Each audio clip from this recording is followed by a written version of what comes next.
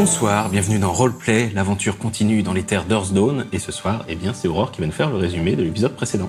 Eh bien, dans l'épisode précédent, nous avons pu prendre des forces chez le très sympathique Sévastos, qui est un Tsrang élémentaliste, érudit, archéologue de la région, qui nous en a dit un petit peu plus sur notre chemin pour rejoindre Travar, donc longer le fleuve serpent en évitant les horreurs et les bestioles ou les trucs qui peuvent y avoir dans les mauvaises terres. Et puis, il a eu la grande gentillesse aussi d'identifier le bâton élémentaire que j'avais trouvé grâce à mes camarades comme étant le sceptre d'écume. Donc moi, je suis très, très enthousiaste par rapport à ça et nous sommes en route vers Travar. Un orage perpétuel gronde au-dessus des étendues désolées. Les éclairs qui zèbrent l'horizon sont étrangement tordus, vous rappelant des silhouettes désarticulées. Vous progressez ainsi pendant 2 jours. C'est alors que vous apercevez au sud les panaches de fumée indiquant la présence d'un village. Il se trouve peut-être à 1 journée de marche dans cette direction, peut-être moins. C'est Portag qu'on cherche. Oui. Tu peux faire un test de légende. Alors, légende, c'est où ça? Légende de Barsève. C'est ça? 8. Tu penses qu'il s'agit du village de Trosk, connu pour ses purificateurs, des questeurs de Jaspris qui tentent tant bien que mal d'endiguer l'avancée des mauvaises terres. Nous sommes à Trosk.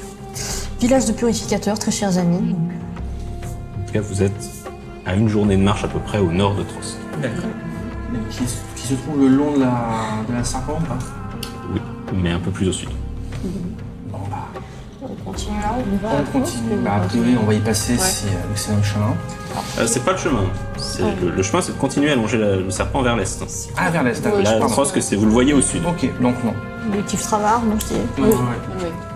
Donc vous continuez, vous dépassez Trosk, vous continuez à avancer, et vous allez me faire un jet de perception. 4. 3. 9. 1. Frela et Chien qui ronge ne voient absolument rien. On discute de ton bâton. Xodrelpa et Eline, vous remarquez quelque chose qui vous met un peu la puce à l'oreille. Autour de vous, une demi-douzaine d'étranges rochers vaguement sphériques. Et il y a quelque chose dans ces gros cailloux qui vous met mal à l'aise. Il vous rappelle de grosses têtes. Ici, une fissure qui pourrait être une bouche. Là, 2 cavités qui pourraient être des yeux. Je me pince. Je vois des trucs étranges. Tu vois quoi, toi? On dirait des têtes bizarres. On reste pas au milieu de ces trucs-là. C'est quoi ces cailloux qui ressemblent à des gens? On se posera la question après. Ils sont Et tu les autres. jurerais que l'un des rochers vient de changer d'expression, affichant désormais un rictus carnassier. Instinctivement, tu sors ton arme et tes compagnons t'imitent sans tarder. Même ceux qui n'ont rien vu, ils se fient à ton instinct. Bah moi j'alerte Trella et Maître et Chien qui ronge pour dire qu'il y a du danger, quoi.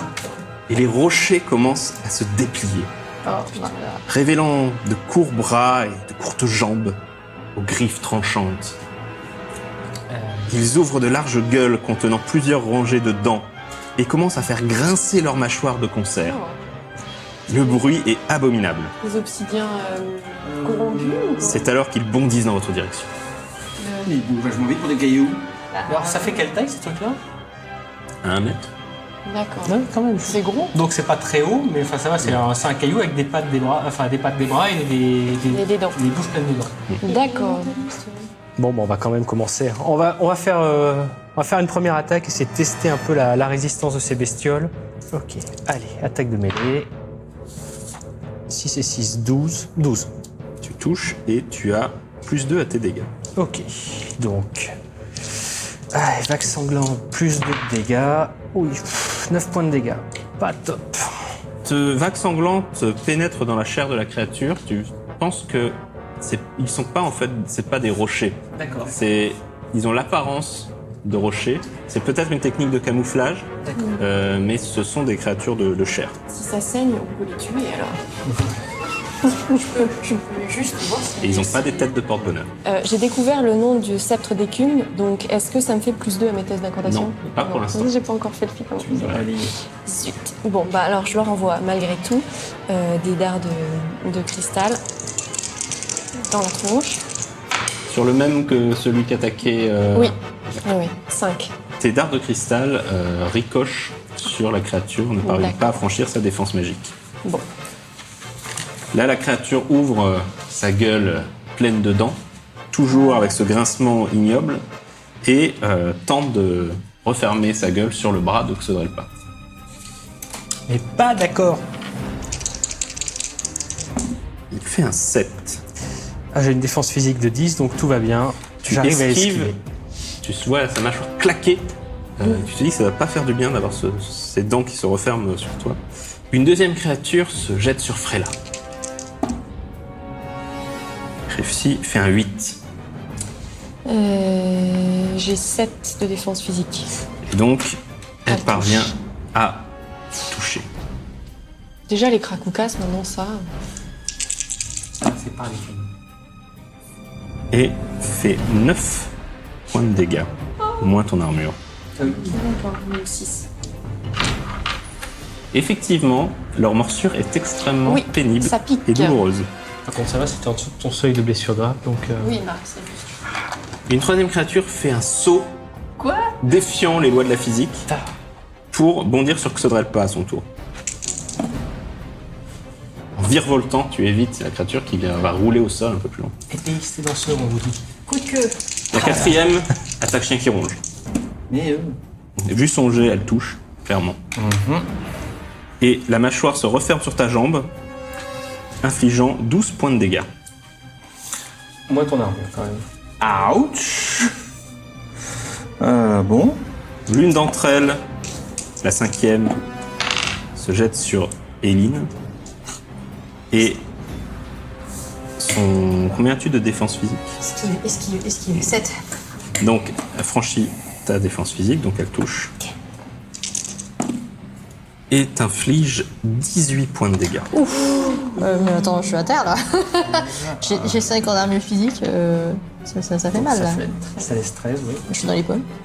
Non, non, ça va, t'as de la... Ton seuil, regarde, t'as ton seuil d'inconscience qui te donne une idée de combien tu peux encaisser avant de tomber. Par contre, tu prends une grave. Bah. La dernière créature fait un bond pour bloquer votre retraite, mais n'attaque pas. D'accord. Donc en gros, ils peuvent tous attaquer entre 2 tours. En milieu de tour. Ouais. Ouais. Je pense qu'il va falloir rapidement Ouais. les exterminer. Bah, c'est à Je vous. pense que je vais m'y employer. Là, c'est à Eileen de jouer. Donc, tu utilises bien ton talent de combat. Oui, 2d6. 2d6, là je fais 8. Donc tu franchis sa défense, donc tu touches. Maintenant, fais tes dégâts.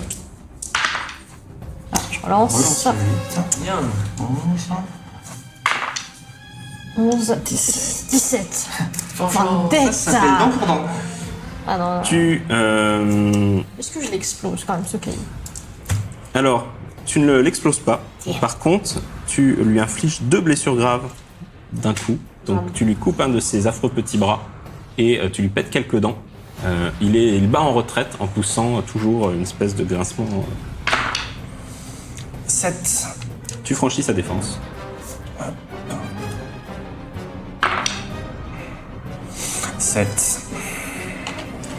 Et tu lui infliges des dégâts, mais pas Largement suffisamment inférieur. pour lui infliger d'une blessure. C'est à Xodrelpa. Ouais. Il y en avait un qui était en train... Ah bah, de toute façon, on était en train d'en essayer d'en tabasser un. Bon, bah, je vais continuer à agresser la même bestiole. On va essayer de s'en débarrasser assez vite.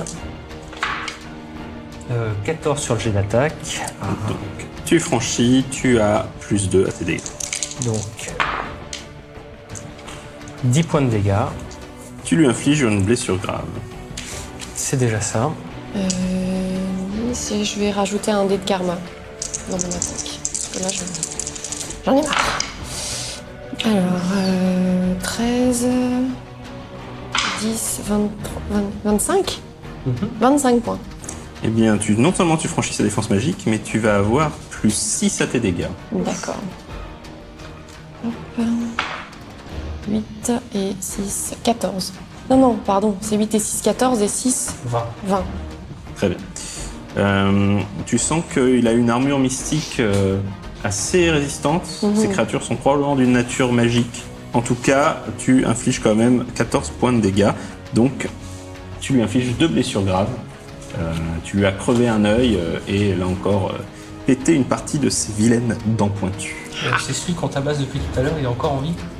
Ah, c'était le même que je pensais que tu faisais ça sur celui qui t'attaquait en fait. Ah oui, c'est oui. non, pardon. Non, moi je fais ça sur celui qui m'attaque. Ouais, bon, c'est bien ce que j'avais Oui. compris. Donc au moins vous avez un peu calmé les ardeurs de ceux qui ont pris des blessures graves. Il y en a encore 3 qui n'ont pas pris de blessures graves et qui du coup passent en première ligne, passent à l'attaque. L'une des boules qui t'attaquait fait 14 sur son jet. Ah, là, ça y est, elle va toucher. Donc de combien? De 4. De 4. Donc pas assez pour avoir un bonus assez dégâts malgré tout. J'avais récupéré les points de dégâts que j'avais pris pendant la descente, là, vu qu'il s'est passé plusieurs jours. Il me restait 4 points de dégâts. Oui, entre le repas, le test de récupération et tout, tu avais 13 points de dégâts. Itcha, donc 13 moins mon armure de 7, ça fait 6 points de dégâts. Celle qui attaquait Chien qui ronge attaque à nouveau Chien qui ronge.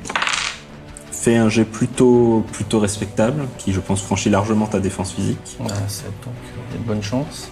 Et sa mâchoire se referme sur ta jambe, te fait rouler dans la poussière. Et t'inflige 20 points de dégâts. Ouch. Ah, il hurle, je pense. Mais, hein. je pense qu'il devient Ah, urgent d'identifier il ces grogne. trucs. Oublie pas l'armure quand C'est même. des hurlements. Oui, effectivement, j'ai oublié l'armure, tu as raison. Hop. Je suis tout de même salement abîmé. La dernière créature, celle qui était restée un peu en retrait, se jette sur Pèlerin.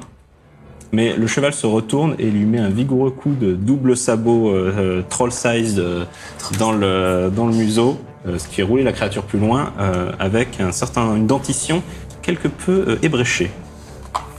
Il ne faut pas sous-estimer le grand nain. C'est bien, pèlerin. Je lui dis ça en troll. C'est à toi, Eileen. Écoute, à portée de main, du coup, moi, ma créature s'est enfuie. Alors elle s'est Pour pas aller- enfuie, elle a fait quelques pas en retrait, mais elle est toujours pas très loin. Elle repassera sûrement à l'attaque à un moment ou à un autre quand elle verra une ouverture. J'essaie de l'intimider, et puis fini, je sais pas. Alors, attends. Je réattaque. 8. D'accord, donc tu franchis sa défense. Je charge. Ok. Je charge et je gueule en fait. Alors, 6 je relance, ça fait 7. Oh, pardon. 6. Tu penses où? On est à 13. Hop. 13, 14. Tu cours en sa direction, épée en avant, tu plantes à l'intérieur de sa gueule. La créature gigote en poussant toujours ce grincement qui te fait saigner les oreilles. Et finalement, dans un dernier spasme, elle tombe au sol et commence à s'effriter en poussière noirâtre et nauséabonde. J'ai achevé. Finalement, c'est pas des animaux normaux. Je suis un peu en mode C'est un rage. chien qui ronge, tu te débats au sol avec une créature qui a fermé sa mâchoire sur ta jambe. Je pense que je vais me laisser tomber effectivement à genoux pour qu'on ne roule plus davantage. Je vais commencer moi aussi à la niaquer. Hein. C'est combat de teckel. Ça n'est pas élégant, mais c'est efficace. 11. Tu franchis sa défense. 15. 16. Tu agrippes la mâchoire de la créature et tu utilises toute ta rage d'orque. En plus là, tu sens le gad qui s'éveille en toi parce que pour toi, c'est de la corruption de la nature. C'est juste pas acceptable. Et avec toute ta rage, tu tires et tu ouvres la créature en deux, qui pareil explose dans une poussière noire que tu prends bien garde à ne pas respirer. C'est à nouveau Axel. Ils sont vénères, les copains, là. Il reste 4, c'est ça? Il en reste 4. Hop, donc on va continuer à combattre. Ah, hop là, 12, 18 sur le jet d'attaque. Donc tu franchis non seulement sa défense, mais tu as plus 4 à tes dégâts. Ah, bah, c'est pas du luxe, 16 points de dégâts. que j'aurais entendu une légende concernant des créatures de ce genre? À ton tour, tu pourras effectivement faire un Ok. jet de légende si tu le souhaites. Pardon. Donc là, eh bien, avec Vague Sanglante, tu traverses la créature de part en part et tu lui portes le coup de grâce. Et de 3. Alors 7 Tu franchis sa défense magique. et... Ok... 2 et 6, 8. 8 points de dégâts. Les dards viennent se ficher dans sa peau. Qui, maintenant que vous avez eu l'occasion de les voir d'un peu près, vous avez plutôt des sortes d'écailles en fait. D'accord. Mais rien qui semble particulièrement la déranger. D'accord. Bon. Et du coup, en réponse, la créature fait un coup de dent dans ta direction. Et sa mâchoire se referme sur le sceptre, qui heureusement a une tige en métal. Oui. Et donc, voilà, à part crisser sur le métal, ça ne fait aucun dégât visible. Et tu es bien content d'avoir eu le réflexe de mettre le sceptre pour bloquer cette mâchoire béante. Une des créatures est toujours sonnée après s'être pris des coups de sabot. Et la dernière se jette sur Xodrelpa et échoue lamentablement, car maintenant Xodrelpa est chaud. C'est à toi, Eileen. Moi, je voudrais bien faire un jet de légende pour pouvoir identifier les créatures qui nous attaquent et éventuellement connaître leurs points faibles. Bien, vas-y. 10. Tu réalises à quelle créature vous avez affaire.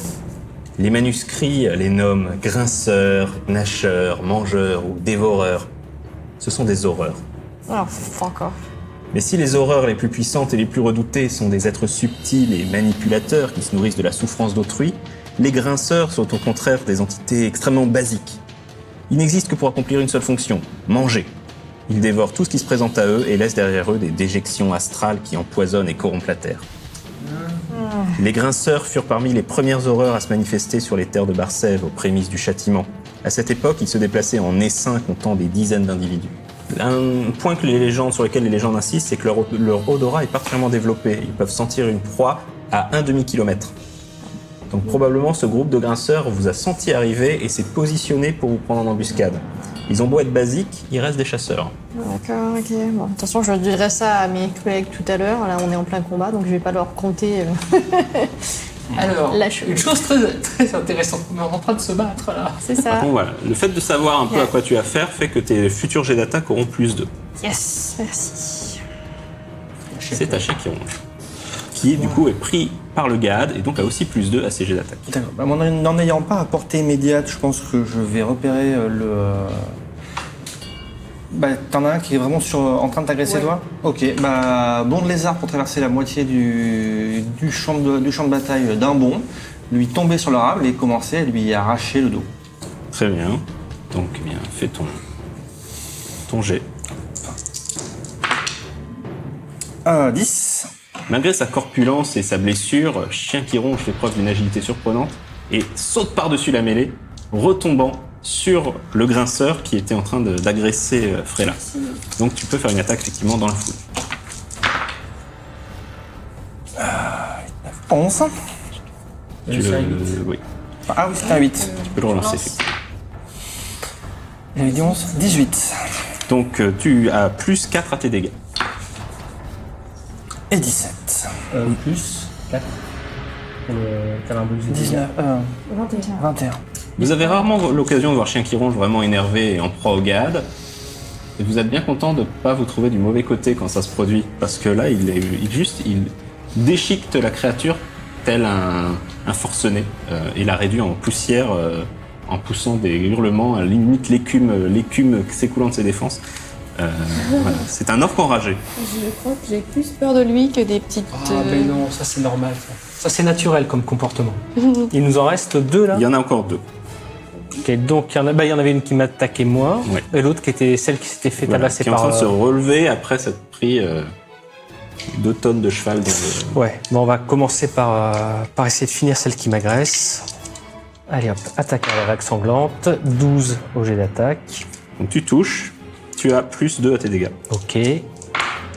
Donc 16 et 2, 18. Tu lui infliges 2 blessures graves. Donc suffisamment pour gagner un peu d'espace. Ouais. Pas suffisamment pour la tuer. D'accord. C'est ta frère. Alors moi je vais me charger d'envoyer des dards de cristal sur celui qui était un peu groggy après s'être pris des sabots de pèlerin dans la tronche. D'accord, donc tu vas rajouter plus 2 à ton jet d'incantation vu qu'il est immobile et fait une cible un peu facile. D'accord, donc ça fait 6. Et bien c'était pas de trop, car Oui. tu touches du coup. Oui. Ouf. Alors... Donc 12. Tu l'as blessé, tu lui as sûrement infligé une blessure grave. Pas assez pour le tuer, en tout cas suffisamment pour le maintenir hors de la mêlée pour encore un tour. Donc celui que Xorapa vient de blesser repart à l'attaque, il fait 12 Ah, ça y est, passe de 2.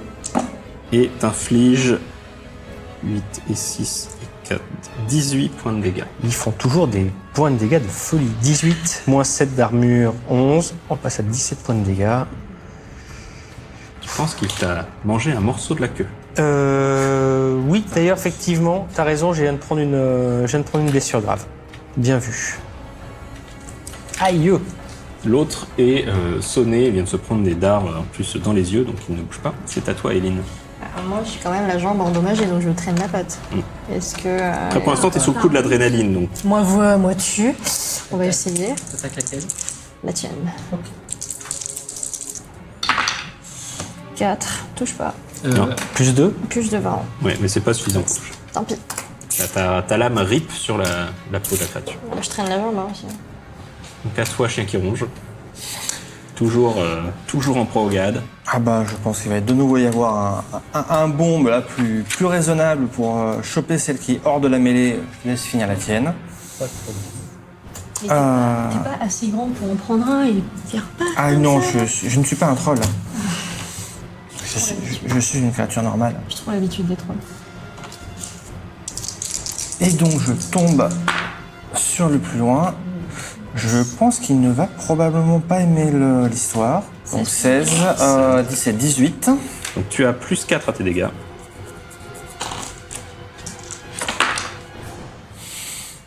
Euh, 9 et 4, on est à 13. Et eh bien, tu massacres la créature à nouveau.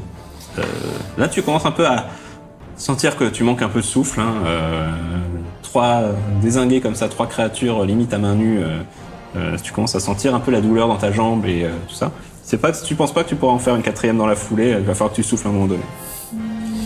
Et c'est Axodrelpa. Elle s'acharne, la sale bête? C'est combien de temps toujours ces mâchoires qui claquent devant toi. Je pense pas que ce soit très intimidable. Ouais.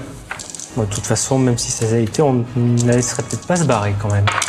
Hop là, 8 et 2, 10 sur le jet d'attaque. Tu touches. Allez. Ouf, 6 sur le jet de dégâts. Je fatigue. Pas de bonus. Non. Non, le Tu- jet d'attaque était médiocre, le jet de défense et le jet de dégâts était pas bon. Tu la blesses, mais elle continue d'agresser. Là, tu penses qu'elle est vraiment devenue berserk et elle est juste en train de... Elle a décidé qu'elle te dévorerait quoi qu'il arrive. C'est ta frère là. Je l'attaque avec des dards de cristal. 6. Ça passe. 14 points de dégâts. Tu ramasses une poignée de poussière que tu lances, qui deviennent des dards acérés et viennent transformer la créature en porc-épic par derrière. Et elle retombe morte avant de se désagréger juste au pied de Xorapa. Oh la vache. Bon. Tout le monde compte ses membres pour voir où on en est. Fini. Là maintenant, l'adrénaline retombe, la douleur commence à Aïe, revenir. aïe. Hello, belle compagnie, nous venons en gros de nous faire attaquer par des grinceurs qui sont des horreurs. On ne reste pas à porter les... Tant bien que mal, vous reprenez votre route en direction de l'est. Ah bah, on traîne la patte là. Tu peux pas monter sur un pèlerin? Effectivement, s'il y a quelqu'un qui est trop Ouais. blessé pour marcher, on va le grimper sur le... Et derrière vous, le tonnerre qui gronde au-dessus des mauvaises terres semble rire du tour pendable que celles-ci vous ont joué. Et la suite au prochain épisode.